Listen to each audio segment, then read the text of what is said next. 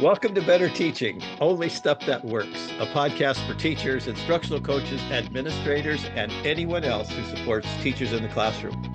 I am Gene Tavernetti, the host for this podcast, and my goal for this episode, like all episodes, is that you laugh at least once and that you leave with an actionable idea for better teaching. A quick reminder, no buzzwords, no cliches, only stuff that works. Very excited to have my guest today, Dominic Helmstetter. He's a passionate educator with 17 years of experience, known for creating hands-on, tech-driven learning experiences that put students first.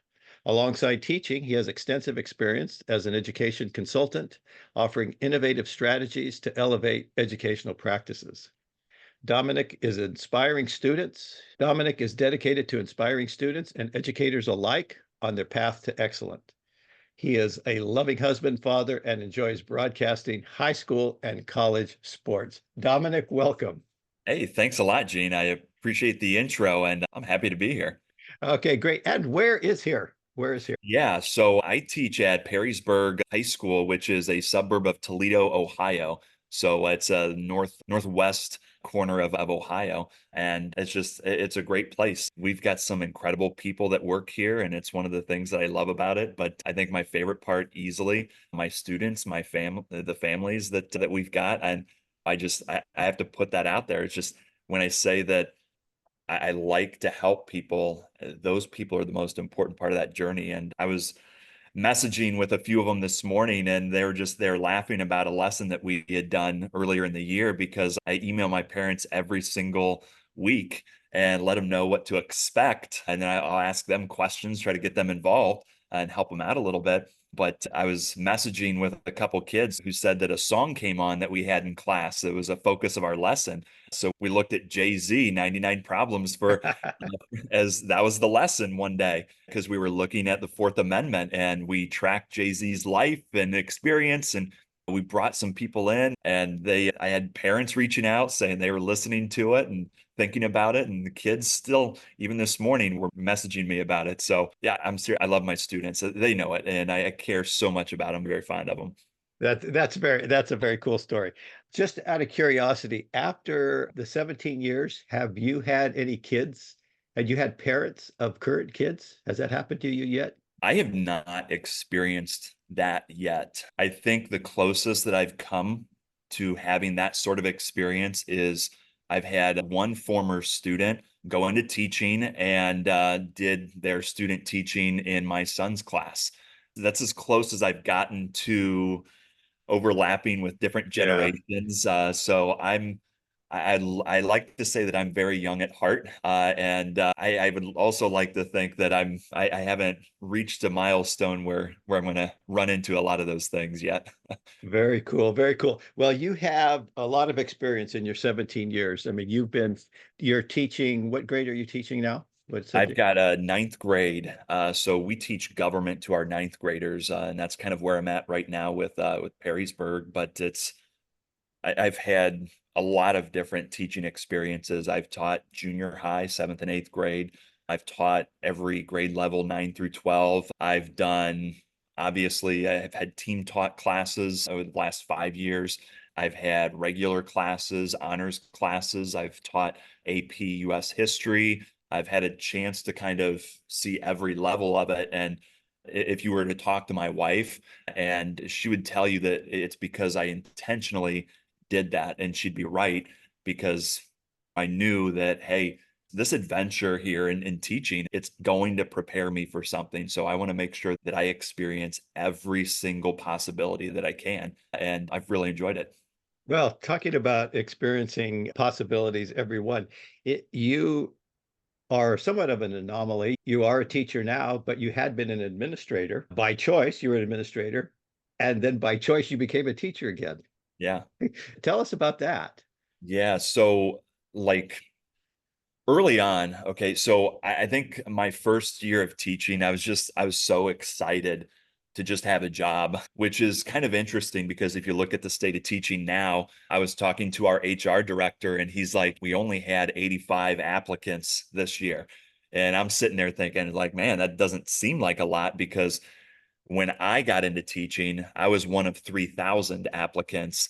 And so it's just a completely different dynamic. Yeah. Yeah. So yeah, I got into teaching, and I think those first 3 years, I reflect on it and I look at it this way. Those first 3 years, you really don't know what you're doing. The first year, you're just so happy to have a job that everything else, you're just blind to it. So second year, you start to see some of the things that you should be doing or the things that need to be changed, but maybe you just don't know how to do it. So you get frustrated sometimes, or you feel like you're stuck in a rut. But then by that third year, you start to figure things out. Things start to click, and you Yeah. have those light bulb moments. And that was kind of the journey for me. And during all of that, I was at a small school, and we needed a dean of students. So I took that on as well. And for 4 years, I was teaching, but I was also our dean of students. So I had an extra period every day built into my schedule where I was expected to deal with the discipline in the school building. And I kind of enjoyed it. I liked what we were doing and what we were building up to. And that was something that I'm like, I could see myself doing this in the future. And well, the future came pretty quick. I got hired as a principal for the first time when I was 27 years old. And it was interesting. I was listening to a lecture right before I started, and the superintendent for the Ohio Department of Education, he was the keynote, and I talked to him afterwards, and he said, if I can give you some advice, just remember that you don't know what you don't know. And I'm like, huh, I wonder what he means. Yeah. And of course, it means you just don't have all the answers. Right. Yeah. But so I had a chance to be principal for 2 years, and I really loved it, really enjoyed it. And some of those friendships that I helped develop during those 2 years, they're still a huge part of my life now. Several of those people, I still come across them and do work with them. And the school that I was principal at, I'm actually going back there this year to help them do some stuff, because it's just the people there are amazing. And I love just spending time with them, and I know what they're about. And so it's been an exciting journey. But, you know, I think when I look at that after those 2 years, to me, I could see there's two things I've got to work on here. One, I don't know what I don't know. So I need to go back to school, and I need to learn something. I need to pick some additional knowledge up. So I went back to school a second time there, and we were kind of talking beforehand off air that I do some sports broadcasting, and that's how that kind of was introduced into my life, because I needed to find a way to pay for graduate school.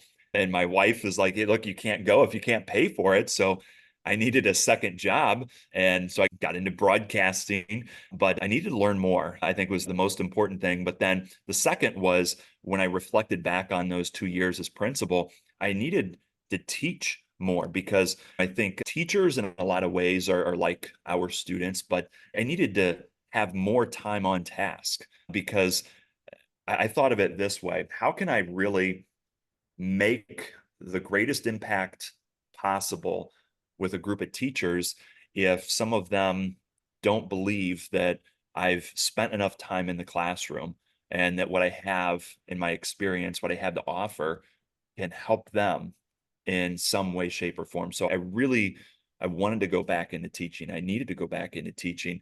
And as I mentioned, very intentionally kind of built this second part of my teaching career, built it in a way where I'm being challenged every single day. I'm being challenged constantly, and I'm teaching different things at different levels, because long term, I know that I'm going to get back into that world at some point. I know this is going to help. I know that I'm going to be able to sit down and have a really great, productive, relatable conversation with a teacher who genuinely wants to get better. And that's the goal, I think, is I want to help teachers become the best version of themselves, just like I want to help every single one of my students. Is when they walk in here, I want them to be successful. And I think this is part of that learning for me. And I genuinely, and maybe this is cliche, so it goes against the rules of your podcast, To but be the judge of that. yeah, but I genuinely think I love being a lifelong learner.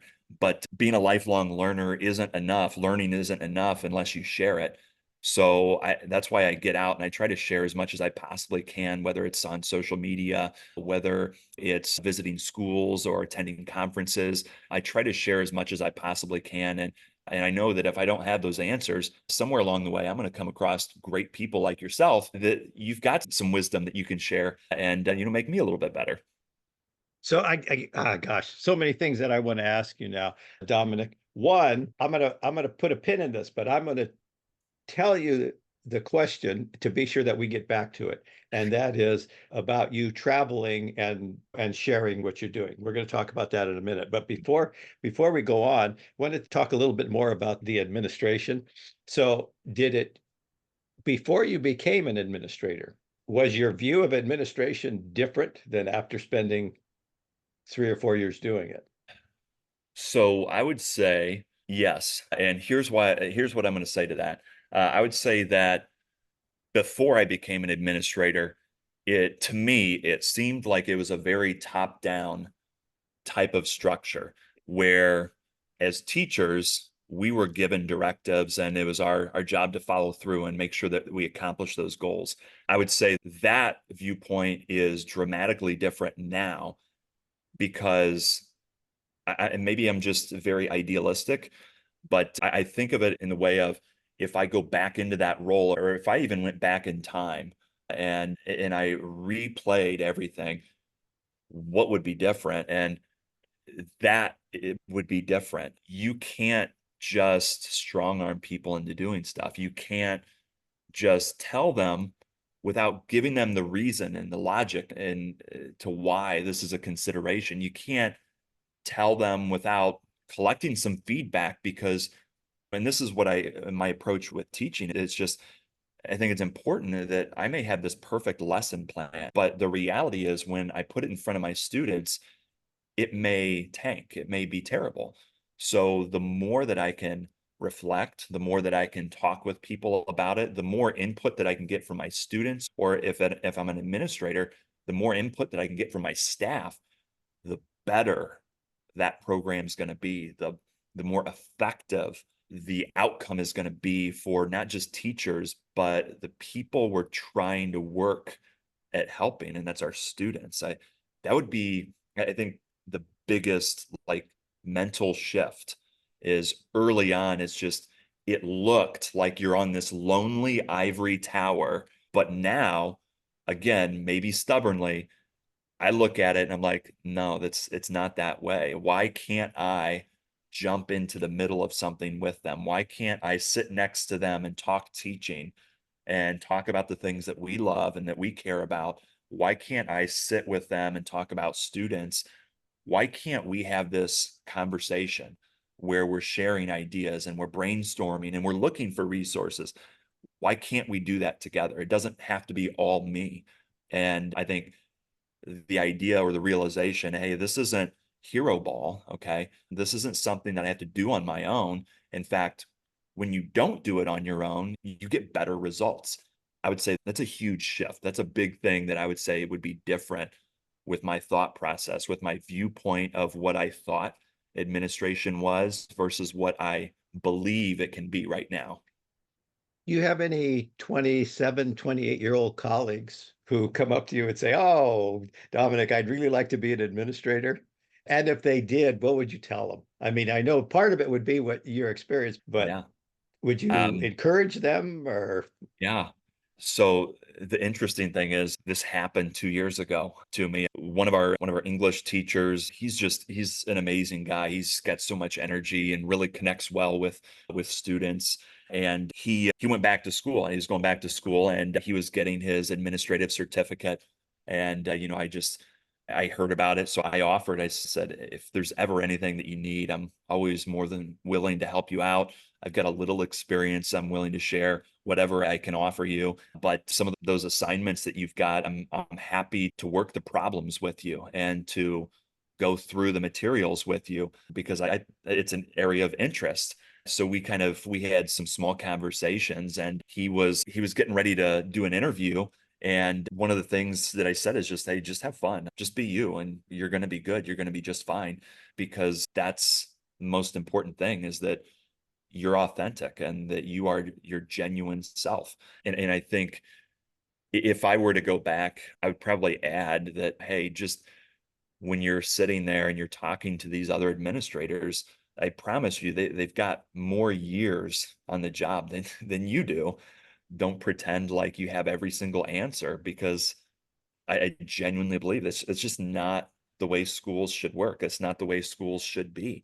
I think, like I said, the more we support each other, the more we care about each other, just the better the environment's going to be, the better the culture, the better the learning. So I think I would just really emphasize that. And even when I've had student teachers kind of come through, I've had some express an interest, and that's always the thing that I lead in with, especially not just with teaching, but other things. It's, you need to enjoy what you're doing, because if you don't, your kids will see it. And nobody wants to have a miserable teacher. Nobody wants to have a miserable administrator. They want to see somebody that's in it for all the right reasons, that genuinely cares about just being part of this process. And I think that's something you just can't say enough. And it's something that I don't know if I took that for granted or not all those years ago. I mean, it's been 10 years since I've been a full-time administrator. So Yeah. I constantly question myself, even be like, did you just take that for granted? I mean, That's another thing you didn't know. yeah, yeah, You can't. And the other thing is, I can say this now. When I was 27, 28 years old, I was way too smart. I didn't want to listen to anybody because I knew all the answers. So maybe the other people don't know what they don't know, yeah. but that here I come. So one of the things I wanted to go back to, and it's part of what we talked about in the introduction, and you mentioned this about going to different districts, different conferences, and presenting and sharing. And that's how I met you. I met you. You were presenting at a conference in California.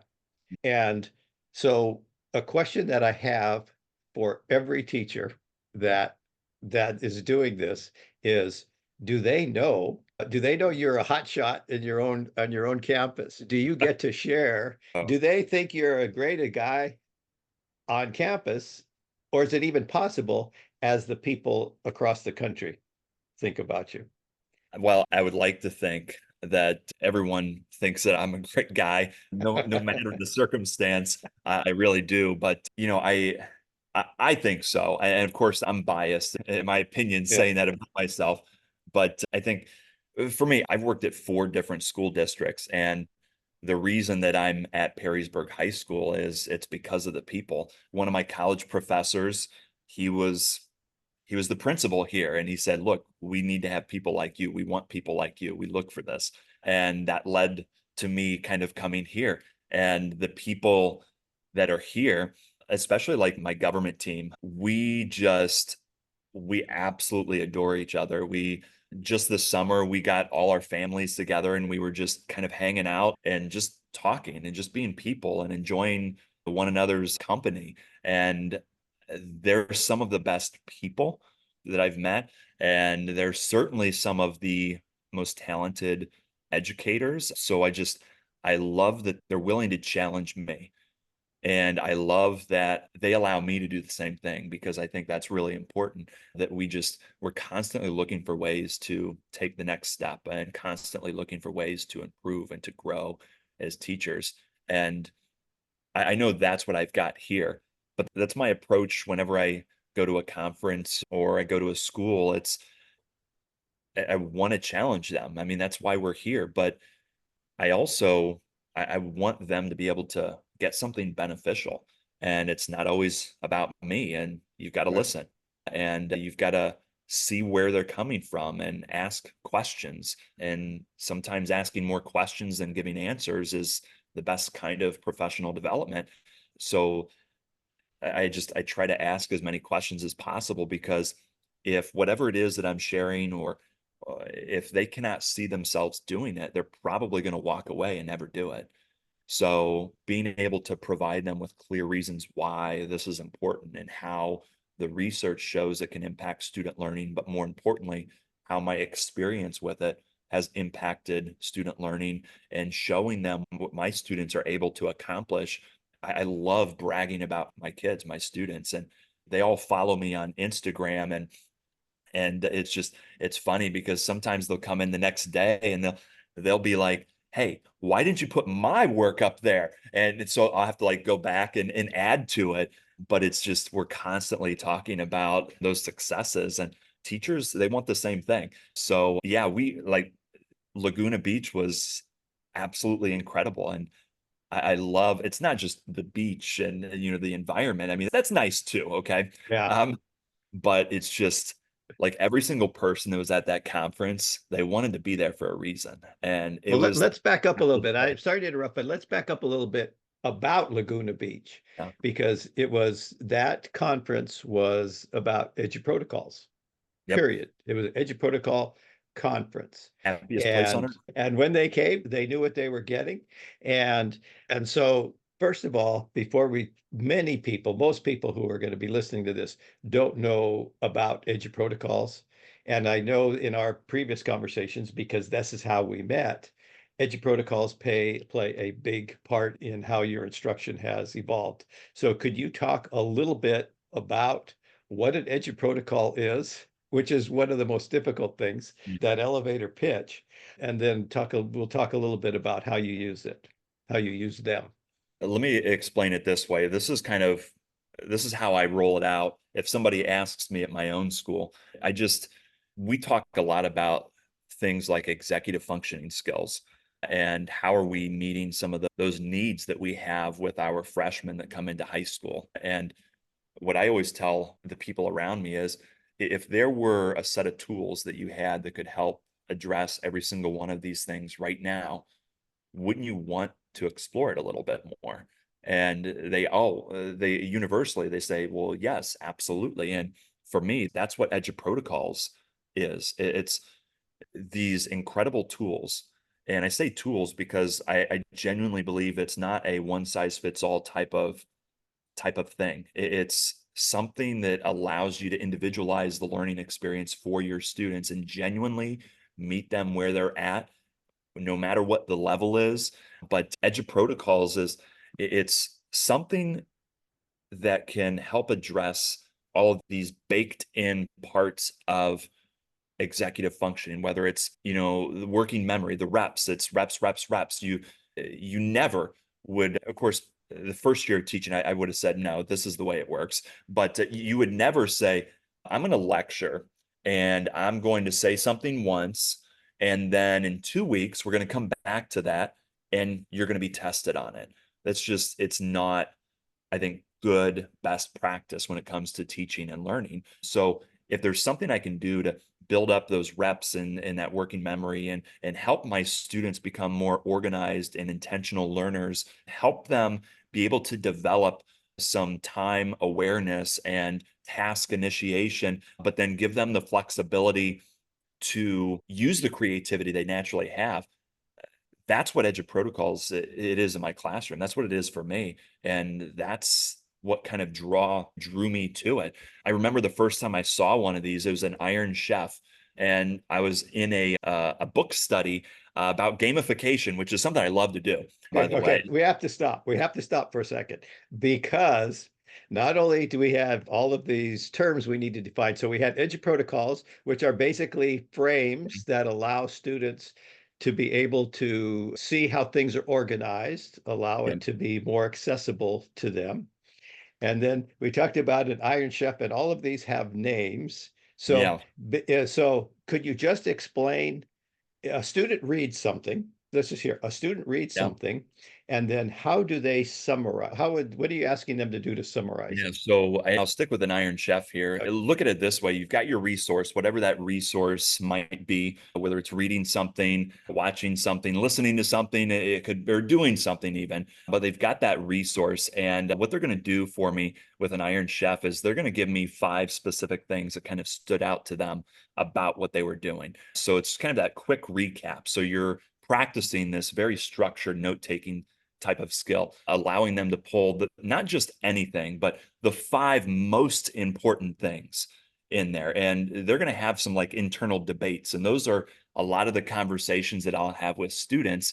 And I'll ask, well, why is that one of the most important? How do you know it's one of the most important? They can't rationalize it or justify it.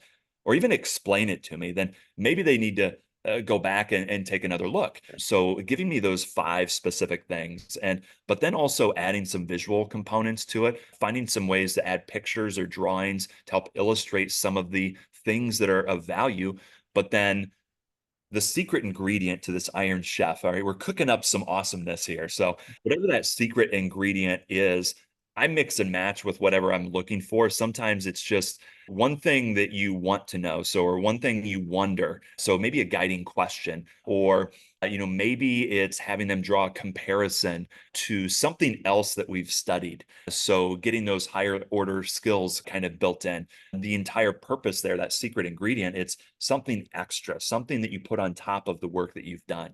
So this Iron Chef is structured in that way, but it all starts with that resource, and it's all self-contained. It's time specific. I've done it with individuals, pairs, small groups. We've done it as a class even. One of the things that I really love to use with Iron Chef is I love to use the jigsaw method, where you give each table, because my classroom is divided up in tables, because I think it gives me maximum flexibility to move in and out of different modals, if you want to call it that. But maybe I have one table become the expert on one topic, the next table becomes an expert on a second topic, and then we just keep going around replicating that Iron Chef model. And then after they've completed their work within 10 minutes, let's say, then it's their job to, as a table, we're going to divide up, and then they're going to teach it to the other tables. And the other tables are going to share in the exact same way. And then after everyone's shared, we're going to come back together as a class. Maybe we'll do a whole scale presentation. Maybe I'll have them give me the big things that stood out to them. Maybe I'll give them a second task and have them do something with the knowledge that they came up with. Or if they had questions, try to help clarify some of those questions. But I've done a lot of the jigsaw methodology, not Uh-huh. just with Iron Chef, but even using other EduProtocols, just because I love how it gives my students control. I love how it gives them ownership. I love how it allows them to be the lead learners in this entire process, because then it's instant engagement. It allows them to explain and represent their learning in really any way that they believe is important, but it's active, it's moving, and you get different ways of moving. It's not just you and your neighbor, but now it's you and your neighbor, and then the table that's next to you. And then it's not just the table next to you, but then it's half the class, all the class. So I love that action as well. So it's where we're going with all of this. And So there's let's back up a little bit, because you at one point said, I asked teachers if there was some way that you could do all of these things, because somebody might have listened to that, what you just said, and not know about EduProtocols, and they might get out of it, oh, jigsaw, oh, I do a jigsaw, oh, I do this. But I'm going to paraphrase, summarize, and you tell me if I miss anything. Okay. So the first thing you said was it's an alternate note-taking method. So the one thing that I fell in love with EduProtocols about is that we're fooling kids into doing a lot of work that they normally don't want to do. Hey, come on. Hey, come on, Dominic. It's just 4 things. I just want you to find 4 things. That's all. yeah, That's all. And look, and it'll fit in this space. yeah, And so you've got that. You've got them making decisions, not taking notes from the teacher saying, be sure to get yeah, this in your notes. So they're making decisions. They're reading or they're listening, whatever it is. There's that critical component. And then you have some sort of image. So now we're doing dual coding. And now you're doing, and so all of these things that you talked about, executive functions, all of these things that you mentioned, we can do this. And yeah, the other thing that you talked about is there's a time limit.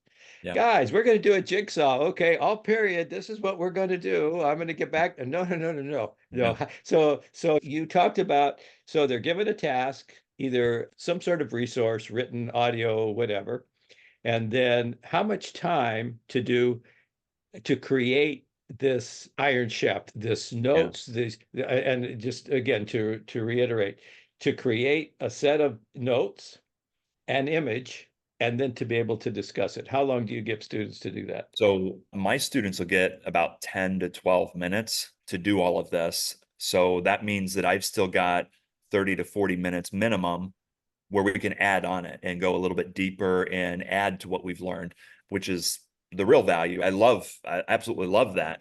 But I'll give them about 10 to 12 minutes. The better we get, so the more that we do it, the more I can shave that time off. And my students are able to give me higher quality in less time, which again gives us the opportunity to look for other things. Maybe the other thing that we're looking for is, all right, we learned this specific thing about government, this type of government. Well, now you've got 5 extra minutes where you need to go hunt and find a real world example of this and be able to explain it to us and share it with us. So then maybe you can start adding in current events and some of the modern world, stuff that's going on here. You can start adding in, maybe you add in other subjects. So I try to do this a lot, especially with our English classes. Some of the novels that they're reading, it's got a historic backdrop. So as a history teacher, I look at that as a golden opportunity to make a cross-curricular connection. And it's like, okay, well, I know that you guys just read this chapter in this book, and I know that your teacher told you these three things. Well, what does that actually mean? All right. Now, using what we just learned, we're going to connect it. So giving them an extension project to go along with maybe that initial Iron Chef. Those are all things that the time specific nature of it, I think it allows us just have deeper, more meaningful, and more impactful learning. And I think, especially in a government class, the question that parents always ask me is, well, how are you going to make government relevant for my 13 or 14-year-old? And it's like, yeah, they can't vote. Okay. And they may not be able to do this or that. So you have to make whatever you're teaching relevant. And these are golden opportunities. And that's also part of the process here, because I say 10 to 12 minutes, but that's like maybe at the end. At the beginning, we've got to slow it down a little bit, and we're going to just take something that they care about. So what I'm going to have my students do next week is take the first piece of technology that they ever had. And I always show them the first cell phone that I ever had. It was a StarTAC a cell phone, and it's got an antenna and it flips out. And they always say, well, your phone's broken. Why is it doing that? It's talking to you. And so they are amused by that. So I always ask them, what's the first technology? And have them kind of spell it out, or there's something else that's meaningful to them. And that's part of the relationships and getting to know them, just listening and then using what they tell me as part of class and just and putting it in there. I mean, I mentioned that music lesson at the beginning of the podcast, and it's not because I'm just some brilliant educator, although I would like to think I am. It's because I listened to my students and the kind of music that they were listening to and what they were interested in. And then I just started looking for ways that I can harness that and use it in class. And that lesson is a direct product of the conversations and the relationships that I had with my students and with my parents. And we did it. And it was really successful, something that they all connected with. And guess what? They really know the Fourth Amendment extremely well because we listened to Jay-Z for 50 minutes, is what they'll tell you.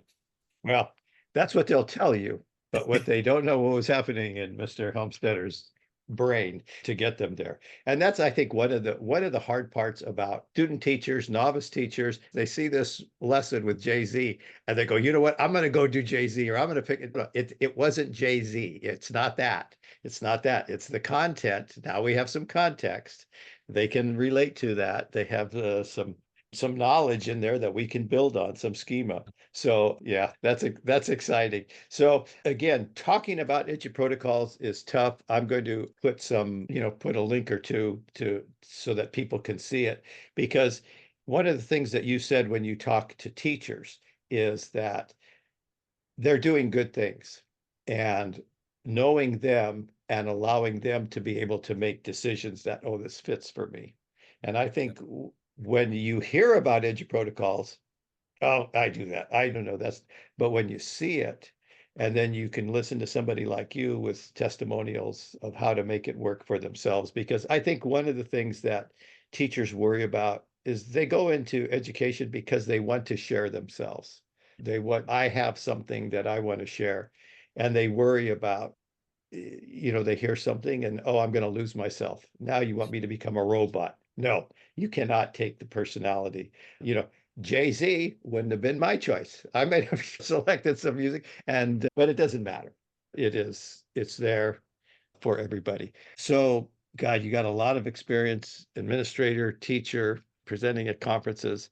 And one other thing that you told me that I think was interesting, not during this podcast, boy, I hope it was you, that you'll have half a dozen, yeah, you'll have half a dozen like Yeah. student teachers in your watch you during Yeah. because you're teaching classes at the university. Yeah, last year I had the opportunity. It was incredible for me. But so Heidelberg University is the college that my wife works for, and one of the things they really try to do is connect alumni to the classroom. And being an alum from Heidelberg University, I was able to go back last year and work with a dozen methods students. So these are the kids they're just now getting into the experiential side of their learning. They've got all of this theory and this content, but they have no practical experience to accompany some of the things that they've taught.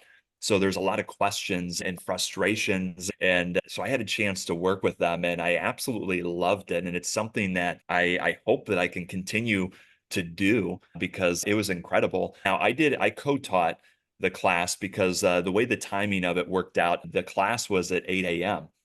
And for me, school starts at 8:30 a.m. and my school is an hour away from the college. So there was a little bit of a geography thing. So I co-taught it with another really incredible educator, and she was in person with them. And then I would zoom in for class, and it would give them a chance to see my classroom a little bit, and I could show them some stuff.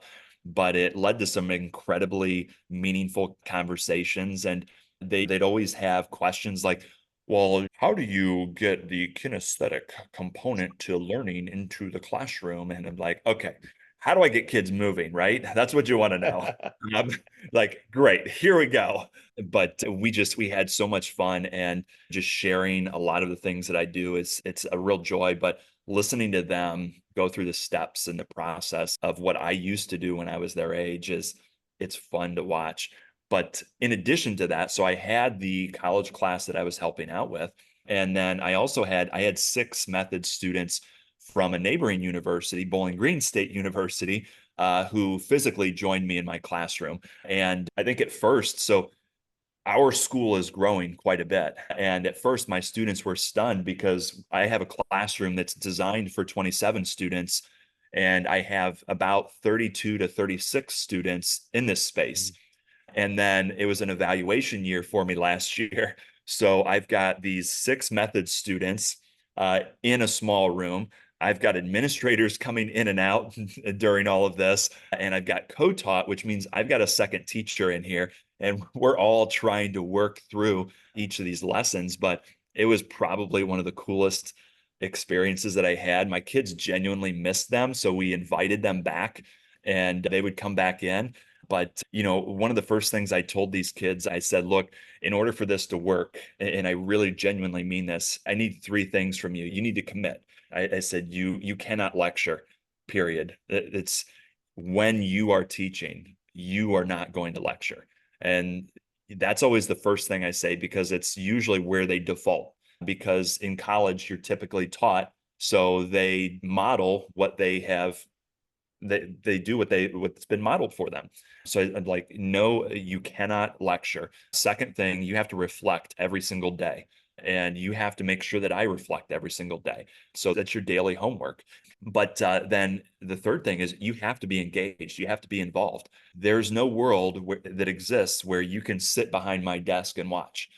You're going to be up, moving, and it worked out great because they all bought in immediately. My first period of the day was my planning period. So, first period of every single school day, we would sit down and we would go through the lesson and I would give them tasks to do. So, we talked about EduProtocols.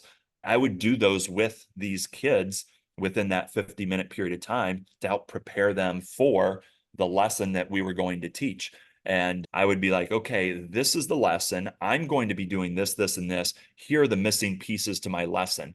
I need you to find a solution for this missing piece to the lesson. I need you to do this right now. Maybe the assessment. All right, I'm missing an assessment right now. What can we use to measure their understanding and the success in class? Or maybe how can we hook them at the beginning, get them involved, engaged? Maybe it's just as simple as how can we have a conversation with these kids? And how can we work through the different levels, the different DOK levels to see where they're at?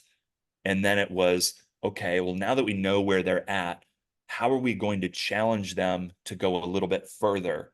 And oh, yeah, this is still one 50-minute class that we're doing this. So giving them tasks and assignments and having them do that real time, I think was really great for them because as a teacher, you're doing all of that anyways. And the longer you do it, the just like sometimes you don't even think about doing it because it just gets done. So intentionally walking through each step or phase of teaching and learning with them, but then making sure that they take ownership and that they do the things they were researching and they were telling me about. They're doing them in my classroom. And then I take a step back into a supporting role and I support them by having those conversations with the students. And I support them by maybe following up and asking them questions or adding on to what they're doing. That is the approach that I had. And I think we had so much fun. We had a like a little chat room and we would text each other literally every single day and just, hey, I'm thinking about this. Or one of them said, hey, and they took a picture of it and sent it in the chat. And they're like, I saw this guy on campus who believes that the moon landing is fake. It's the government conspiracy. I'm like, okay, how can we use that in class? So we designed a lesson around conspiracies and integrated what they saw on their campus, their college campus. We just integrated it into our classroom. So we did this whole conspiracy theory lesson to focus on key vocabulary terms like misinformation, disinformation, fake news, and really get and bias and really get the kids to think about what these are and how they look in the world and different places they've seen them. But it was introduced by my methods students, Yeah. which they thought was totally great. We even bought matching T-shirts for the lesson and we rocked out in class. So it was a lot of fun. You know what, Dominic? Those guys were happy, not happy. They were very lucky to have you. I'm sure they were happy too. But to have that experience, most people who have student teaching experience, which this wasn't even student teaching, this was just a No, methods course. yeah, this is No, just they're the year you spoiled them. They're going to not be happy when they get to their student teaching. Uh, I would say, I just remember how hard it was those first couple years. And if there's anything that I can do to help make it easier for them, I want to try to do that because the better teachers we have, the better students and the better success they're gonna have and they're gonna experience. And as a father myself, I want somebody who is going to do anything, everything, go all out. So I'm doing that for my students, but I want to try to do that for teachers because I know what it's like to have an impactful teacher. My history teacher, Mr. Schulte, if you're listening, I love you, but he is the person I think of every single time that I look at teaching. It's like, I want to be that. And it's the relationships, it's the active learning environment. I want to be that. So how can I help them be what that was for me? So that's the goal. That's the underwriting goal there. That's great. I was going to ask you if you had anything to share for new teachers, but I think you just did. Anything else? Anything else that either new teachers or an administrator helping a new teacher or a colleague with a new teacher on staff? Yeah, I'm going to go back to something I said earlier. It's just you need to have fun. And I mean this, whether you're a teacher, an administrator. And I remember as an administrator, there were meetings and there were experiences where you sit there and you feel like you have to be so serious and you forget to enjoy it. So have fun. And I try to live in the moment here with my students. And that's why I cannot wait to see the kids I had last year cannot wait to see them next week. But then the adventure of getting to learn and know more about the new students that I'm going to have Yeah. coming in here, I'm excited about that as well. So you got to have fun, because I genuinely believe if your students see you enjoying what you do and having fun, if your teachers see you loving what you do, you get some passion, all right, and you get a little something extra behind it, then Yeah. they're gonna know you're the real deal, and they're gonna want to do the same thing. They're gonna want to have fun, and that positive environment, it's infectious. So just have fun, be you, and go from there. Well, Dominic, I've had fun chatting with you. I appreciate so much you taking the time. I know you're back to work. And so, again, thank you. And I look forward to chatting again. So we will do it. Sounds Thanks, great. Dominic. Hey, thank you, Gene. If you are enjoying these podcasts, please give us a 5-star rating on Apple Podcasts. And you can find me on Twitter X at gtavernetti and on my website, tesscg.com. That's TESSCG.com, where you'll get information about how to order my books, Teach Fast, Focused Adaptable Structured Teaching, and Maximizing the Impact of Coaching Cycles. Thank you for listening. We'll talk to you soon.